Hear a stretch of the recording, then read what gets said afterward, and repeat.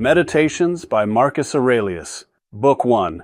In this book I record my deepest gratitude for all those who shaped my character through their example and teaching, for it is from them that I learned the virtues I now strive to embody every day. I reflect on the restraint and simplicity shown by my grandfather, the modesty and generosity of my father, the strength and endurance taught by my mother, and the lessons in self-control and humility drawn from my tutors and the philosophers who guided me. Each one imparted something essential. The value of living according to reason rather than impulse, the importance of kindness without expectation of reward, the discipline of hard work without complaint, and the calm acceptance of whatever fate may bring. I see now how these influences formed in me the habit of examining my own faults first before judging others, of seeking truth over flattery, and of viewing every person as part of the same rational whole. Here, I remind myself that no man becomes virtuous alone. We are all debtors to those who came before us, and true wisdom lies in acknowledging these debts with sincere thanks. By recalling their lessons, I fortify my own resolve to live with integrity, to govern my desires, and to meet every duty with quiet determination. This book is not a catalogue of names, but a mirror in which I see the foundations of my inner citadel, built stone by stone through the example of others. It teaches me that gratitude is itself a virtue, one that strengthens the soul against the storms of ambition and fear. When I read these reflections, I am reminded that the path of philosophy is not solitary, but woven from countless threads of human goodness, and that to walk it well, I must carry forward what was freely given to me. Thus I begin each day renewed in purpose, resolved to repay my debts not in words, but in deeds of justice, courage, and temperance. Here I set down the principles that must guide me from the moment I wake until I rest again, for the day ahead will bring many who test my patience and my reason. I tell myself that I shall encounter the arrogant, the deceitful, the ungrateful, and the envious, yet none of these can harm me unless I allow them to disturb the harmony of my own mind. My task is to remember that every human being shares in the same divine spark of reason, and that their faults arise from ignorance rather than malice. Therefore, I must approach them not with anger, but with instruction if possible, or with patient tolerance if not. I reflect on the shortness of life and the fleeting nature of all things, urging myself to waste no moment in portless complaint or idle desire. Instead, I focus on the work that lies before me, performing each action with care and purpose as though it were the last. The body may tire. The world may press upon me with its noise and confusion, but the ruling faculty within remains untouched if I keep it aligned with nature and truth. In these pages, I counsel myself to rise above the petty concerns of reputation and pleasure, to see the universe as one great city in which I am but a citizen bound to serve the common good. When I feel the pull of resentment, I repeat that nothing external can truly injure the soul. Only my own judgment can do that. This book is my morning shield and evening anchor, a constant reminder that the art of living well consists in mastering myself rather than mastering circumstances. Through repeated reflection, I train the mind to meet every challenge with equanimity, turning obstacles into opportunities for virtue. Thus I prepare to live the day as a philosopher and a man, neither swayed by praise nor crushed by blame. In this book, I meditate upon the brevity of human existence and the urgent need to live with full awareness while time remains. I remind myself that each day is a gift that will never return, and that the future is uncertain while the past is already gone. Therefore, I must seize the present moment and devote it entirely to the cultivation of reason and virtue. I consider how many have lived and died before me, how many will follow, and how little difference there is between a long life and a short one when measured against eternity. This thought frees me from the fear of death and from the foolish chase after fame or luxury. Instead, I resolve to act only in accordance with nature, performing my duties with diligence and letting go of all that is not within my power. I examine the beauty and order of the world around me, the way the seasons change and the stars move in their courses.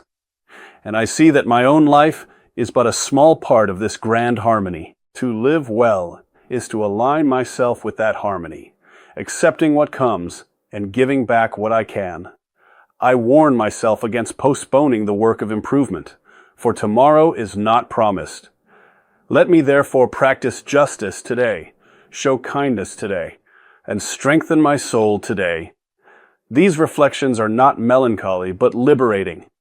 They teach me to value each breath and each decision as precious. By keeping death constantly before my eyes, I learn to live more fully, stripping away pretense and focusing on what is essential. In this book, I forge the habit of purposeful living, so that when the end comes, I may depart without regret, having used my time as nature intended. Book 4. Here I explore the nature of the universe and the calm that comes from understanding its constant change. Everything is in flux, yet behind the flux there is order and reason. I tell myself that the same intelligence that governs the stars also governs my own mind, and that by aligning myself with it, I find peace. I reflect on how quickly opinions and desires rise and fall, and how little they matter when viewed against the vastness of time. The wise man does not cling to pleasure or shrink from pain. He accepts both as part of the whole. I counsel myself to look inward and govern the ruling faculty, for only there can true freedom be found. External events may buffet the body or disturb the senses, but the soul remains untouchable if it chooses to see things as they truly are. I repeat that the impediment to action becomes the way forward, that every obstacle contains the material for virtue. In these pages I train myself to view the world with detachment, yet with deep engagement in duty. I remember that fame is fleeting, and that the praise of others is empty wind. My reward lies in the act itself, performed with integrity and without expectation. This book strengthens my resolve to live according to nature, to be content with whatever portion is allotted, and to find joy in the simple exercise of reason. By returning again and again to these truths, I build an inner fortress that no storm can breach. Thus I move through life with quiet confidence, knowing that the universe itself is my ally when I choose to walk its path. Book 5. In this book, I turn to the practical conduct of daily life and the steady practice of virtue in small things. I remind myself that the gods have given me reason and the capacity for justice, and that I must use these gifts without waste. Each morning, I ask what good I can do, and each evening I review what I have done. I warn myself against the distractions of the body and the allure of external rewards, urging instead the cultivation of a mind that is sufficient unto itself. I reflect on the interconnectedness of all beings and the duty I owe to the commonwealth of rational souls. No action is too small to be performed with care, for even the humblest task can be an offering to the divine order. I counsel patience with the faults of others, and strictness with my own, for self-improvement is the only true progress. When weariness comes, I remember that the soul is not wearied by right action, only by wrong desire. These pages are my daily manual for living, teaching me to rise above circumstance and to find satisfaction in fulfilling my role. I see that happiness is not found in abundance, but in alignment with nature, and that true wealth is the possession of a tranquil mind. Through repeated discipline, I strengthen the habits of temperance, courage, and wisdom, so that they become second nature. This book is my companion in the ordinary hours, reminding me that philosophy is lived, not merely thought. Thus I go forward with steady purpose, content to do my part in the great chorus of existence. Here I contemplate the vastness of the cosmos and my own small place within it. I see that the universe is one living organism, bound together by a single rational principle, and that every part serves the whole. I tell myself that I am a limb of this great body, and that my duty is to act in harmony with it. Change is constant, yet the underlying order never fails. I reflect on the beauty of this order and the folly of resisting it. When difficulties arise, I remember that they are necessary for the perfection of the whole, and that my task is to respond with grace and reason. I examine the nature of the soul and its kinship with the divine, finding comfort in the knowledge that nothing truly good can be taken from me. I counsel myself to live with simplicity, to speak truth, and to perform every action as if the gods were watching. Fame, wealth, and power are shadows that pass. In these reflections, I train my mind to see beyond the immediate and to embrace the eternal. This book deepens my sense of wonder and humility, teaching me to marvel at the stars while keeping my feet firmly on the path of duty. By returning to these thoughts, I renew my commitment to live as a citizen of the cosmos, contributing my small measure of goodness to the universal good. Thus I find peace amid the flux, anchored in the unchanging law of nature. Book 7. In this book I return again and again to the same truths, for repetition is the mother of habit. I remind myself that the soul is dyed by the color of its thoughts, and that I must therefore choose thoughts of justice, kindness, and truth. I reflect on the unity of all things and the folly of division. Every person I meet is a brother or sister in reason, and every event is part of the same divine plan.